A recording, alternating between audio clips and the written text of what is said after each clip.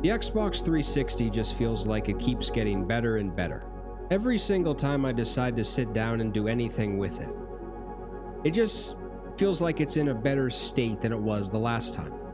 So as probably most people know at this point, there is hello, by the way. There is an exploit that has been a thing for a little bit here now that is just fantastic. You can really unlock the potential of the 360 just by doing this. It almost feels necessary at this point too. So a few months ago, I need to say this because this is exactly why I'm doing this actually. A few months ago, I did a video on this exact topic. It was basically kind of the old way to do this because the new way to do this, it is a lot better. It's gotten so much better that I wouldn't normally want to just make like a follow-up video on many things that I would do. But this is just completely necessary because it's so much better now. So now that there is a really nice update to this exploit you can do with the Xbox 360, it's time to have some fun with this thing. And that's exactly what I'm going to do tonight. Alright, exact reasons why this is 100% better than the time it was just previous is because, honestly, the most annoying parts are just gone now. Technically, you have to do one of them, but it's just not really annoying anymore. In my opinion, there was a step inside of this whole process that was just... It wasn't like... I don't know. If you're smart, it probably wasn't that bad. For somebody like me, it was just kind of a pain in the ass to do. You don't have to do that anymore. And honestly, probably the coolest thing about this now is you don't have to wait around for over like half an hour for this to actually launch the exploit, because that was a thing. It was. You could honestly just be sitting there, load up Rock Band Blitz, you wouldn't even be able to put the controller on the desk, and it would already have the exploit launched. Under 5 seconds sometimes it takes. I believe at this point too, the actual success rate is around 80%, at least at the time of this recording. I think it was around 30, and that was only like 3 months ago. So it has made major improvements in just like 90 days. And honestly, the fact that those 2 steps are almost eliminated at this point, you don't have to wait around forever, and you don't have to do that very annoying step to patch every .xcx file, just makes this even better. It was already amazing in my opinion. You can have PlayStation 1 games on this, SNES games on this, and of course, original Xbox games can also be played on this. There are more though. In fact, there might even be so many more, or just maybe there's not that many more, but the fact that I'm not even aware of them just really... Okay, shut up and move on. Okay, what do you need? Because that's important. You really don't even need that much, actually. This is also capable with any 360, although it would be best to probably do this with a later model, one of the newer ones, because those damn 20 gigabyte Pro consoles are so damn unstable. They might explode in your bedroom, and I'm not even joking when I say that. They are actually very, very unreliable. So if you have one like the Slim or something, even the E, I think it's called, the last one, those are probably the best ones to do this with. They also have a lot of storage in them. There are quite a few steps you have to do in this, and it might be intimidating once you see like all the links and everything, which will be in the description. There may be a lot of links, and there may be a lot of, or not that much, like 6 or 7 files you might have to download, which is not that bad. It might seem intimidating, but it really isn't. So we need to be able to do this, and we need to be able to do this with a formatted USB drive. You can actually do this on your Xbox 360 if you just scroll over to the system settings and everything, and you just find the format option under storage. Although I did format it into FAT32 on my actual PC before I did this.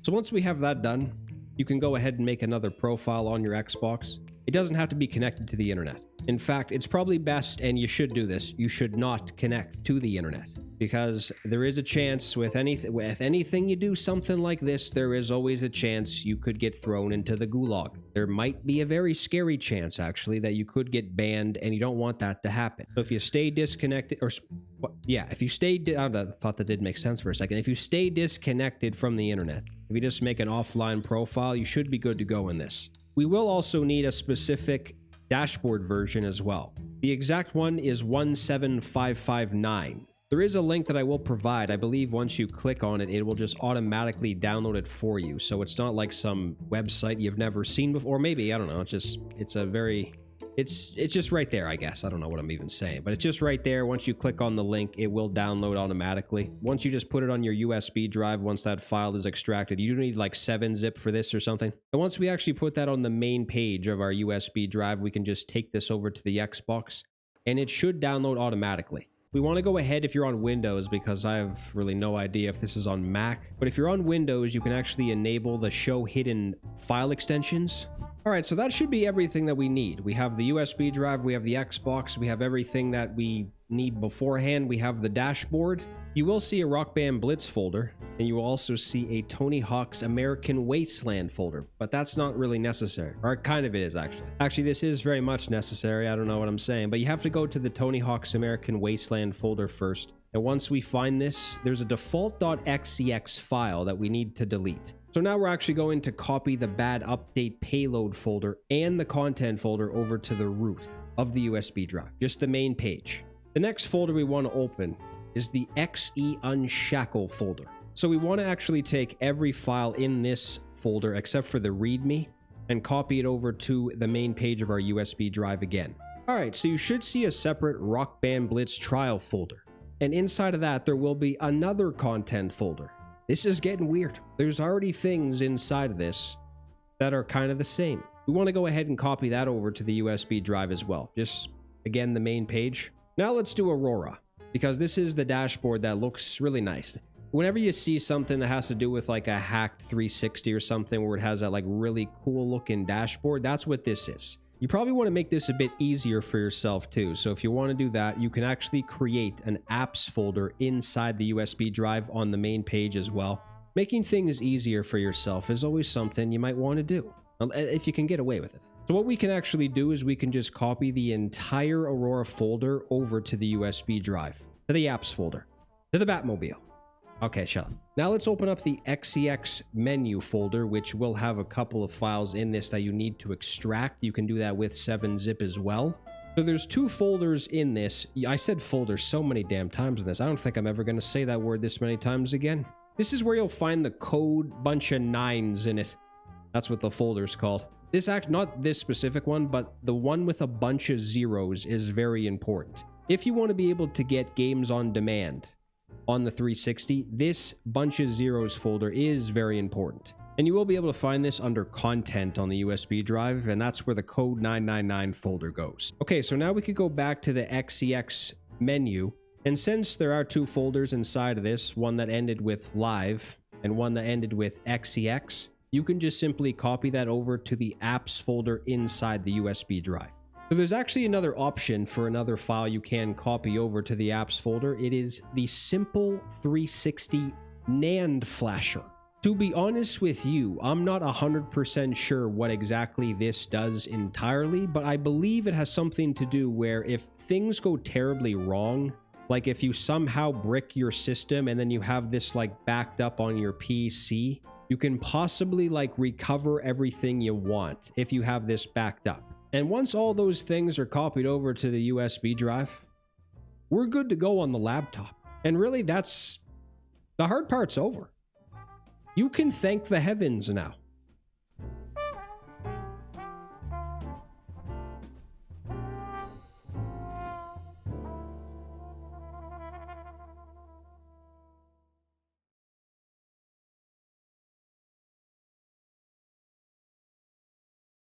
Honestly, once you take that over to the USB drive, or what? That made no sense. Once you take this over to the Xbox, you can go ahead and launch Rock Band Blitz, the trial. And this is where you will see how much better this has gotten since like 3 months ago or whenever the hell this came out, because the difference is unimaginable. It was very much an inconvenience sometimes, like if you just wanted to sit down quickly for like an hour session or something, and then you just plugged in the USB drive, tried to launch the Rock Band Blitz trial, you'd be sitting there waiting for more than an hour. And then you just end the night pissed off. I did nothing. I sat there for an hour and nothing happened, is what basically could happen the previous time this existed. And the speed of this is miraculous. Like, it would maybe even be a bit rare. I tried to do this over 10 times at least. I don't think I waited more than like 2 minutes. And one good thing about this too is the reliability is way better too. So it's way less likely for it to freeze. That was also something that was common. It wasn't just you had to wait. You could wait for like half an hour last time and then it would just freeze and you have to start it all over again. That's not something that really exists much now. Like, it obviously can happen. It happened to me once. I think out of all the times I ran this, it only froze once. I guess if it does that, the good thing is it only did it like a minute or two in. So it wasn't something where I waited for 20 minutes and then it froze. It just did it almost right away, and then I just started the system, and by the time it froze and actually launched it, it maybe took like 3 or 4 minutes.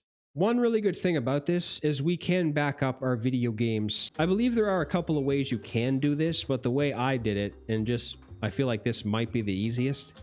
Once you actually load into Aurora and you put the disc inside the system, nothing should launch, and just really nothing should even happen really, but you can just go back to the original Xbox dashboard, and then we can download it onto our system. And then once we wait like the 20 minutes or whatever, we can just take the disc out and play our game. We don't need the disc anymore.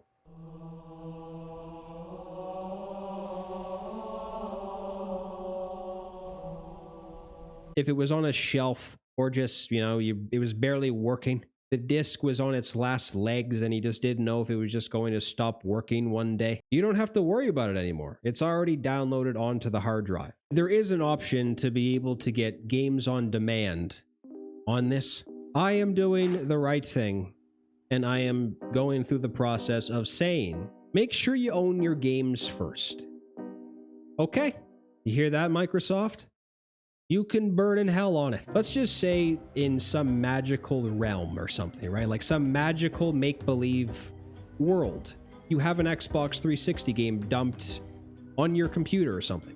There is an option to be able to get these on the 360 where they do work. And there is a nice program, which will be linked in the description as well, where you can make this happen. All we have to do is we just open up the very nice looking ISO to God file, or program, sorry. We can just click the add button at the top. We can find where the game is located. And then once we add it to the program itself, we can convert it to a GOD file format. And then once that is done converting over, we can just transfer it right over to that bunch of zeros folder. That's where the very important bunch of zeros folder comes into play, as that's where you want to copy all of those files over to that. And they should work. I'm not going to sit here and say all of them work, because there has been occasions where sometimes they haven't. I wanted to make sure that I wasn't just being an idiot and just giving out like false information or something, so another amazing thing about this is we actually can play some old school emulators and everything, and that's exactly what I'm going to try and set up at this point in time. As a person, as a living human being who was not very familiar with the original Xbox back in the day, I knew one person with an original Xbox when I was in like elementary school, and that is it. As I have aged, I understand the original Xbox was a very good console. There will, of course, be links to this. And actually, I forgot to say this. There will be a video that I include in this because this is also very important. Or that made no sense. I'm going to include a link in the description for a specific video I found. It does go into very good detail how to convert Xbox games into the correct format you need. So of course, there will be a link to this. There's two files we need. One of them is the HDD compat partition fixer, and one of them is the hacked backwards compatibility files, which it's all on the same page. Really, all we need to do in this is we need to go into the hacked backwards compatibility file, and we need to go to the 64 megabyte file. So inside of that, there will be a compatibility folder that you need, and that's the one you want to copy over to a folder inside your USB drive. You can just name it like really anything, I think. I named mine Original Xbox, so that just made everything more simple.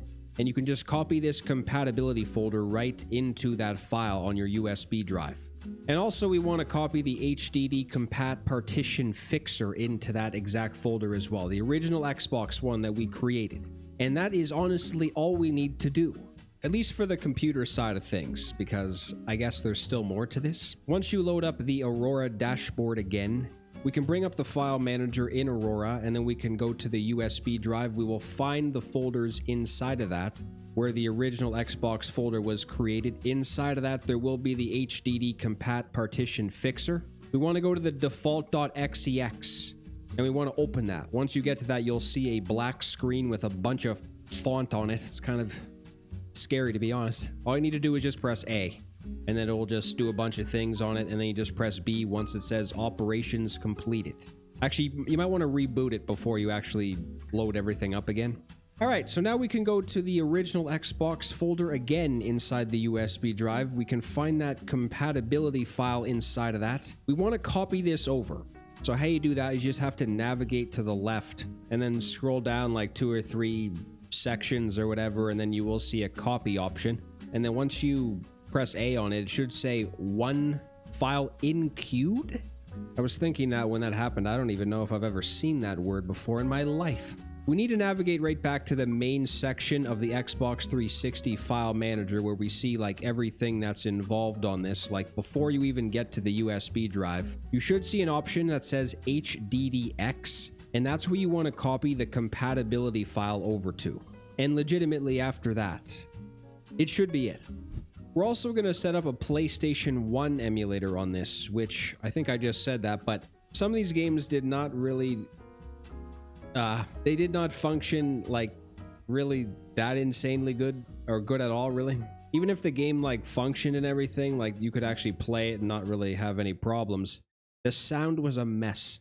It was honestly the scariest thing of all time, but this is like just something that is still an option.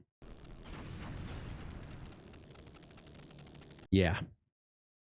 Some games are very bad. There's one specific link you can find a good amount of emulators that you can transfer over to the Xbox 360. Basically, all we have to do is we just have to copy the PlayStation 1 emulator we found on this over to the apps folder. It seems like a lot of PlayStation 1 games will be in a .bin format and .q format. All we have to do basically for this is we just open up the PCXR 360. That's what it's called. We just open up that folder, and inside of that, there will be a ROMs folder inside of that. And that's where you want to copy all of the games over. There is a way to get like cover arts and everything for this, and to be honest with you, I tried to set that up, but it did not work. And honestly, it's really the same thing for SNES 360. We just download that from the exact same page, and inside of that as well, there will be another ROMs folder. And that's where we need to copy the games to. And again, that's really it. This should also be said because it is very important. Once you do load up the Aurora dashboard, you should make sure that you manage your paths. So you can just bring up the settings and then go to content, and then this is where you choose where you want to manage your paths. So if you have a bunch of games in that bunch of zeros folder I was talking about, or if you just have games from like SNES 360 or PlayStation 1 or something, you want to pick those folders as well. That way, every time you actually load up the dashboard Aurora, then it will just automatically scan for you if you have auto scan on. Otherwise, it's like, where the hell's my games at? It's good that these are quite simple to manage, because honestly, I probably wouldn't even have bothered to attempt this if it just became so confusing and weird. But it is quite simple. This entire process, I said that word a lot too. It can be intimidating, and it can look like something that you think you can do but just get scared to do it. It's really not that bad. This is kind of like going into a Five Guys for the first time. You're looking up at the menu. You're looking around at all the people around you. You're like, am I supposed to add a meal? Or am I supposed to add just a bunch of individual items to my order? There's a big bag of peanuts next to me. What the hell is that doing there? This is probably something I should have said at the very beginning of this video, and I'm sorry that I'm stupid. But this is something where you do have to actually run the exploit every time you turn on the console. It's not something that's just baked into the system. You have to have the USB drive plugged in, you have to launch the Rock Band Blitz trial, and you have to run the exploit. But at this point in time, that's really not even close to a big deal. It's really amazing, actually, how much this has improved just over the last couple of months. Like, I don't even think the first time I did this, it was more than 3 months ago. I feel like I've made a lot of Xbox 360 videos recently, but to be honest with you, this really is a good time to do something like this. We are approaching the 20th year that the Xbox 360 is going to be alive, which makes me feel sad, kind of. Sad, but happy. Happy because people are still very much talking about it. Sad that I have no idea how 20 years went by that fast. And just an amazing thing about the 360 is I'm still finding games that I've never played before. I don't know if I mentioned this the last time, but I played the Saboteur. Is that how you pronounce it? That was probably one of the most fun games I played that I haven't played before. I played Project Gotham Racing. I played Perfect Dark Zero. And it's like oddly kind of satisfying to play. It's really not even that good. It's just kind of weirdly fun. I played Saints Row 1. That game's actually kind of fun too. There's so many classics. Need for Speed, Most Wanted, Carbon, whichever one you want to play, because they're both amazing. Other games like Forza Horizon that I never really got into. I played Horizon 2 very much on the Xbox One when that came out. I don't feel like I'm playing something that is really even that old. This is the perfect time to sit here and ramble on about the 360, and I've done that a lot. My voice is going away. I don't know what's wrong with me. If I talk for more than like half an hour, I'm a mess. To be honest with you, there might even be another video in maybe like a month or something about the Xbox 360, not related to this, but just different. Just kind of celebrating the specialty of this machine. And honestly, I don't know. I guess it's really a good year to pick to make all these 360 videos because this is the 20th year it's been around. It's time to grab your Xbox 360. Maybe give it a little wink. Is that creepy? Put it on the desk that you plan to use it on. And just play it. Because, wow. This is the point in time in the video where it's just time to say how amazing it is. It is. It's amazing. Okay? It's good. And this makes it better. This entire process makes it better. Good night.